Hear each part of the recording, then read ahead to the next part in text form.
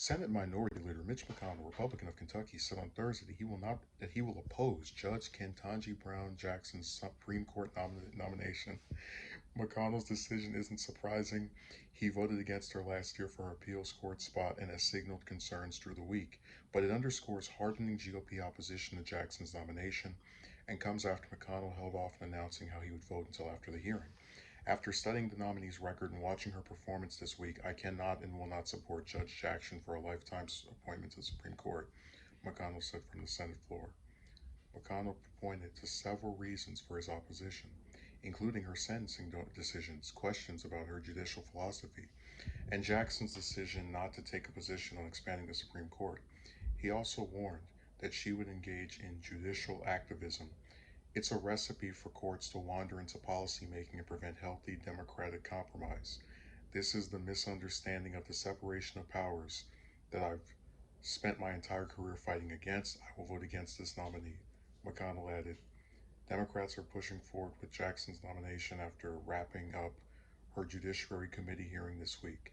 The committee is expected to vote on her nomination on April 4th and want her confirmed before leaving for a 2-week break. Democrats can confirm Jackson without any Republican votes as long as all 50 Democratic senators are united and Vice President Harris can break a tie. Senator Dick Durbin, the chairman of the Judiciary Committee, said that he was disappointed but not surprised with McConnell's decision. Durbin pushed back on McConnell's concern about expanding the Supreme Court, noting that the idea doesn't have the votes needed to pass the Senate.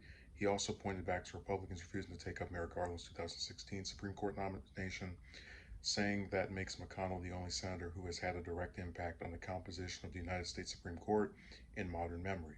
I want to make sure she's on the court, that we will have bipartisan support. I hope, and I'm still hoping, that several Republicans will step up and support her nomination. I'm disappointed by Senator McConnell's position, but I'm not surprised. I am not surprised either. And again, if you look at these people's records, they almost start to just blend in together. So, for those of you who are not recalling, McConnell voted against both of Obama's nominees, Kagan and Sotomayor. And ever since then, it's been pretty apparent. And, he said the exact same stuff back then. Oh, I don't think this person is qualified because I didn't like the answers to their questions. This is what he does anytime there is a Democratic nominee for Supreme Court. It's just really not surprising at all to anyone.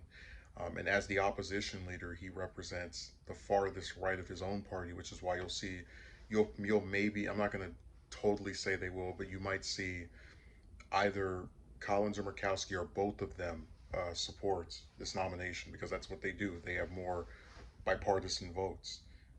McConnell is not known for being bipartisan, and we've been over this before. After he saw the Democrats not be able to get gains from helping Bush in the years of his first term, he just figured, what's the point?